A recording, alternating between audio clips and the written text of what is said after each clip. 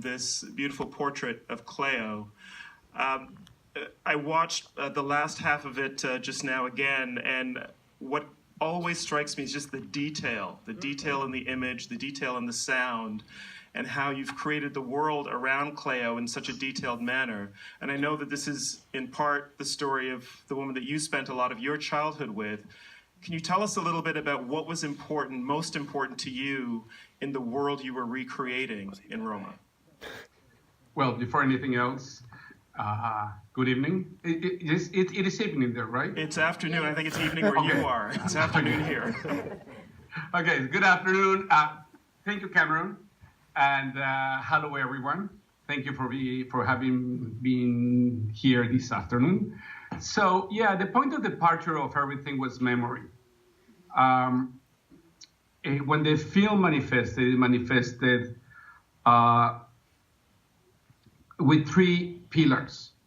One is that it was going to be the story of Cleo,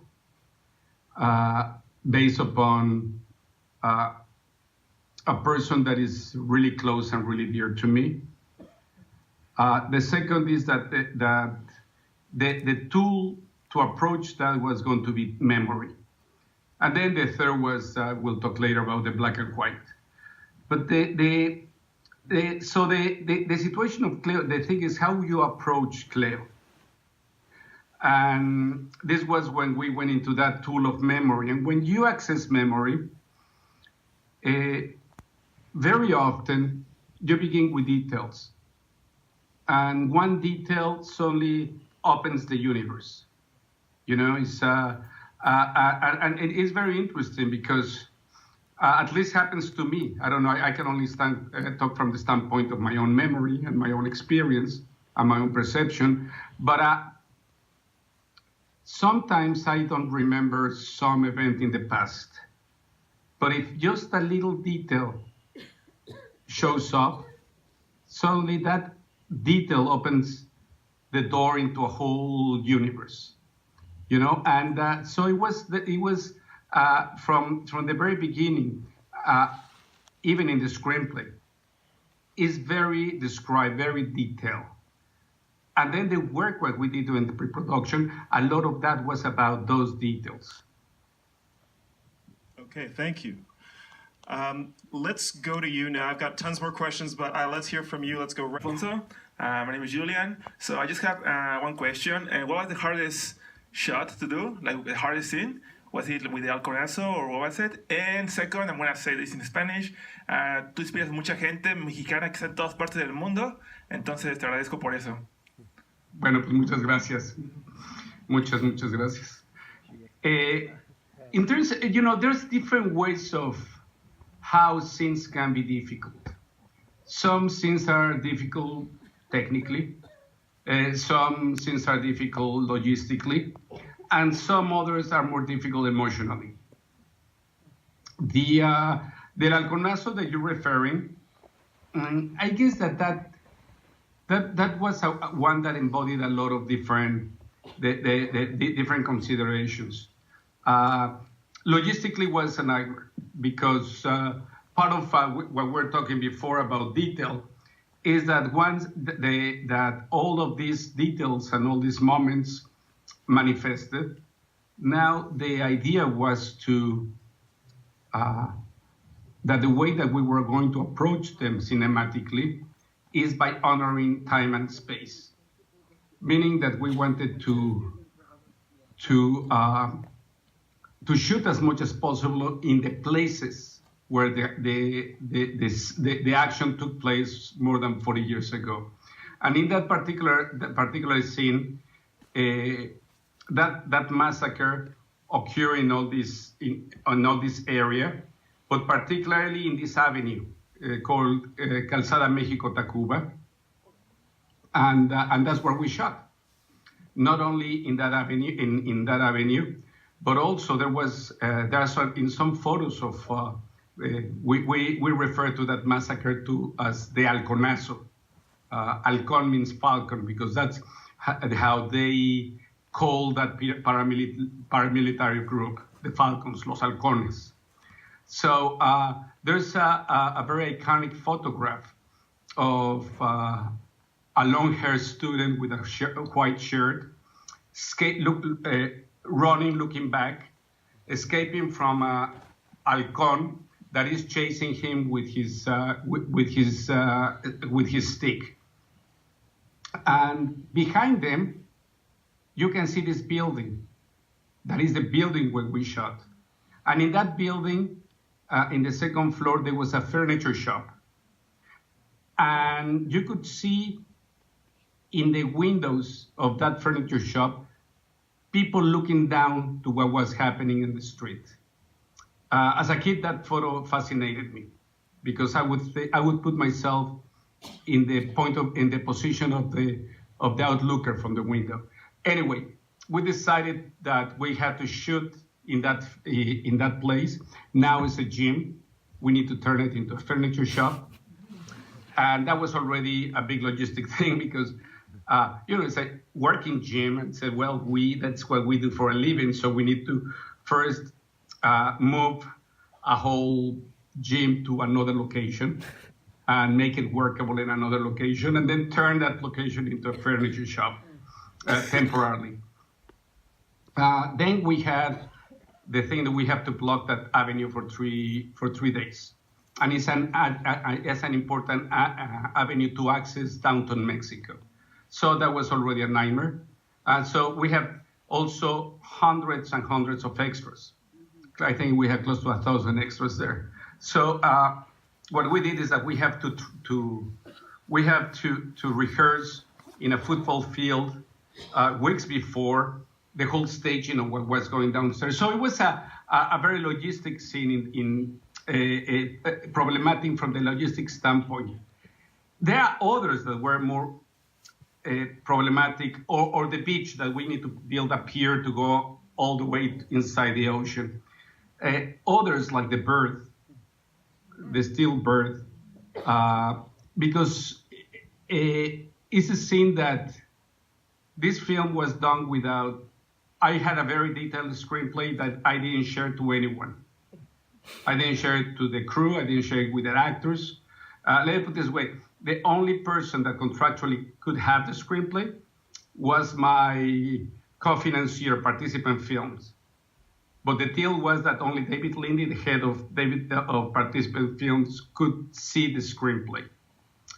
And so I delivered to him the screenplay, but in Spanish, and he doesn't speak Spanish.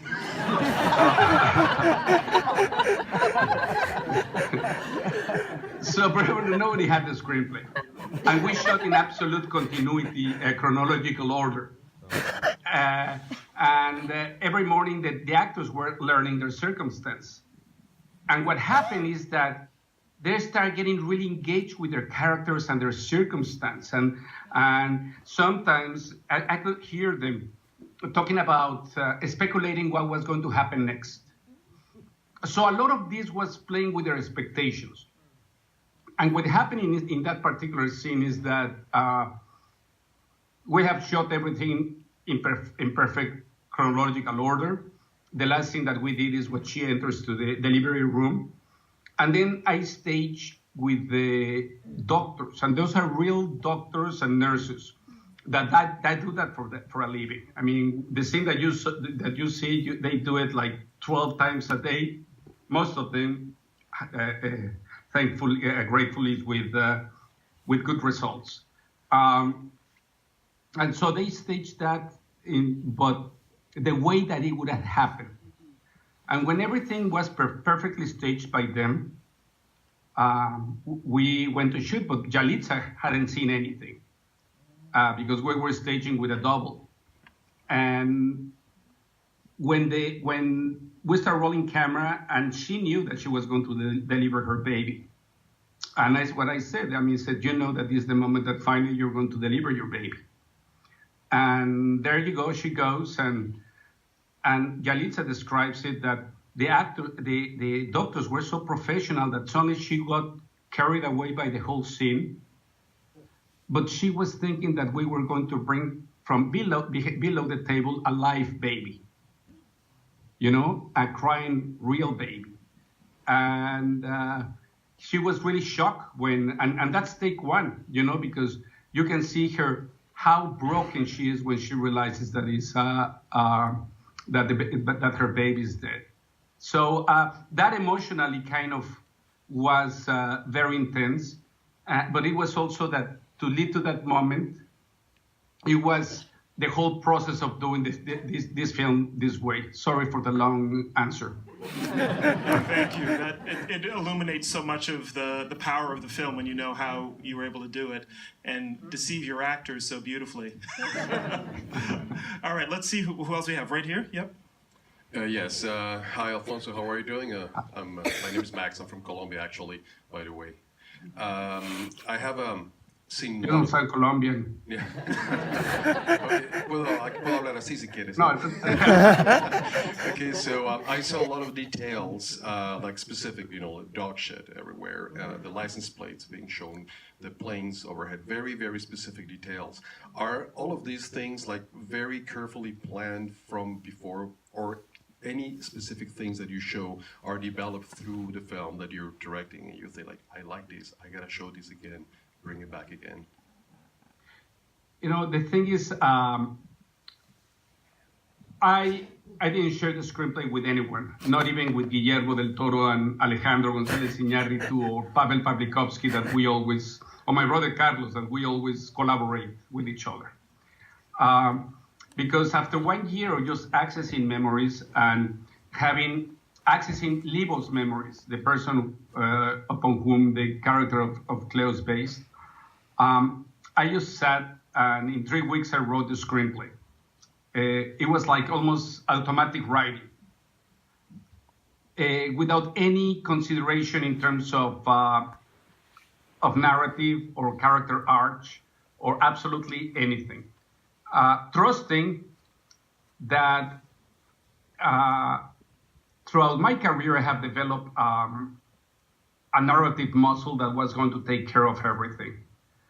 And when I started shooting and I was prepping, I had a temptation to suddenly I would remember something, or I would have this idea that I thought it was cool, and I didn't allow myself to do it, because I just wanted to respect the integrity of that process. And that was part of the discipline of that process. What changed a lot, and all the details and stuff, everything was very disciplined in terms of finding the precise materials, the precise things. 70% of the furniture of the house are the original furniture that we recovered from different places in Mexico, around all the country. And but what was changing all the time is that because the actors didn't have the screenplay, what I would do is that every morning I would give to specific actors their dialogue in a page. And to the other actors, I would give very specific instructions, but everything was separately. I never staged as a group. And everything was, they knew that our conversations were confidential, so they could not share what I was telling, what was telling them to the others. And so what happened is that also all these instructions would contradict each other. And what happened is that when you roll camera, there was this immense chaos. And it was beautiful. Because life is like that, and what happened is that rather than knowing what was going to happen, I was just observing moments of how, stuff that I would not ever think about, because those things that just happen with human dynamics. And so I would do one take, and then I would change one more time the instructions and the curveballs and it was the process like that. For instance, when Cleo tells Sophia that she's pregnant, Sophia had the written dialogue, and I have given it the night before because it was a long scene. But in that pages that I gave her, Cleo would come to her crying, and she is reluctant to talk. And finally, she confesses, and is that she broke some dishes. So Sofia didn't know, or Marina, the actor, didn't know that what Yalitza was going to tell her, you know? Or I would tell Marina, you know, make sure that your older son writes a good letter, because the older son has the greatest affective bond with the father. And just before rolling camera, I would tell the older kid, the moment that your mom starts talking to you, you get up and leave. You know? And then, so it was this chaos, but that then all those reactions are real, you know, and yeah, so that was the randomness of what was going on, but the details and stuff, you need to sort that out. I mean, it's not that you just go out and you find streets of the 1970s, you know. Okay, I'm told that we are very short on time. I want to take 2 questions. Oh my God! I know already, right? Long I know. answers, right? No, it's not your fault. Yes and no. No, we need more. We're going to go to 2 questions back to back right here, and then one down front as well, please. Yes. Hi.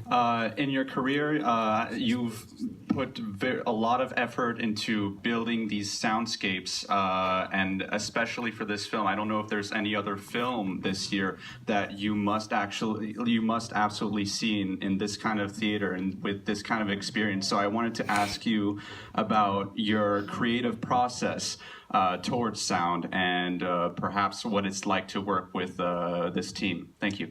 Okay, thank you. We'll hold that. So the question is about the soundscapes and the Atmos sound design. And then the other question, where do we have? Right here? Sorry, we'll come back to you. Yes, go ahead. Hi, my name is John Elios. Great film, loved it. I wanted to know, when did you decide to make it a final output in vintage black and white?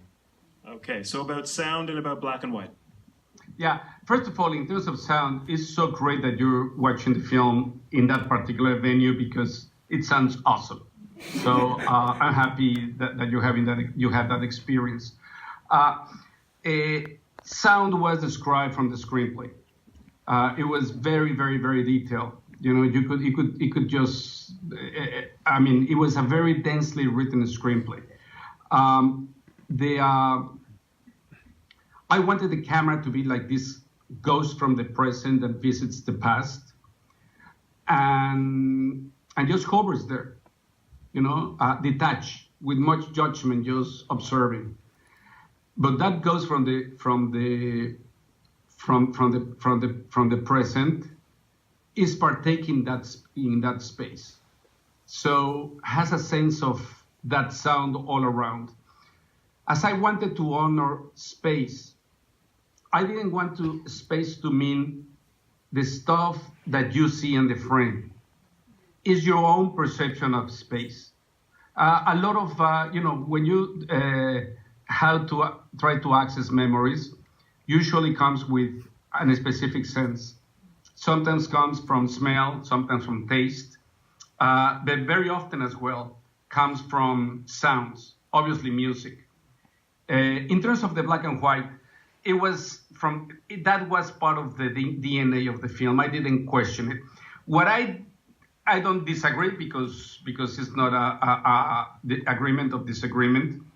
But I was trying to do. I didn't want a vintage black and white because the only way you can access memories from the standpoint of the present, and I wanted a black and white that is absolutely contemporary. 65 millimeters, digital, honoring digital, unapologetically. Thank you. Digital, you know, with an amazing dynamic range, resolution, grainless, to look into the past. I didn't want a film that looks as if we shot it in that period or emulating the period of the 50s, you know, the great, amazing black and white that I love. But it's a completely different approach. That black and white is grainy, a beautiful grain, long shadows, greater contrast, and this is pretty much the opposite. But it was from the DNA of the inception of this film. Thank you. All right, this gentleman down here had a question. Can we get the mic to him? Okay, we have a question right here. I did promise this gentleman that we'd get the mic to him, and then we'll go back. Okay.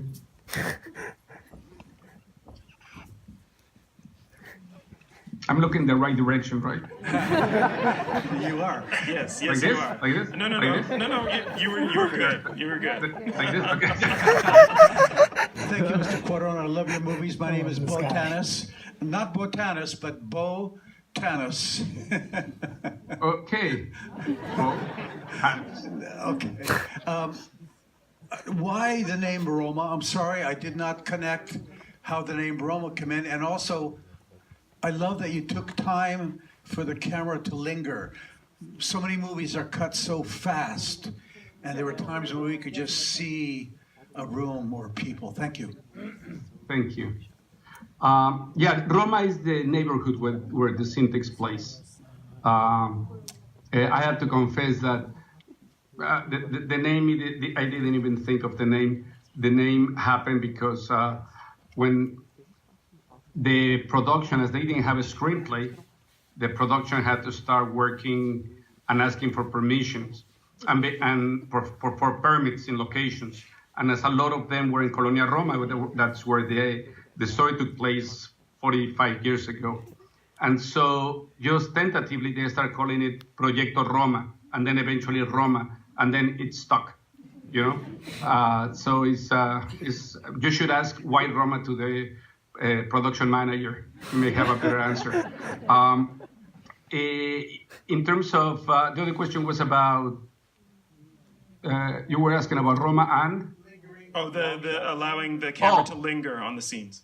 Same as that goes, you know, the film, I wanted to honor time and space, and time in real time, allowing, and silences and non-action is also part of time. And so I just wanted to honor that sense of time, and I wanted scenes that flow in a frame of real time. You know, so that's the reason that of the long takes, pretty much, in a short answer. Thank you. I'm sorry, we are going to have to cut it off here. Alfonso, thank you so much. Muchas gracias for your time.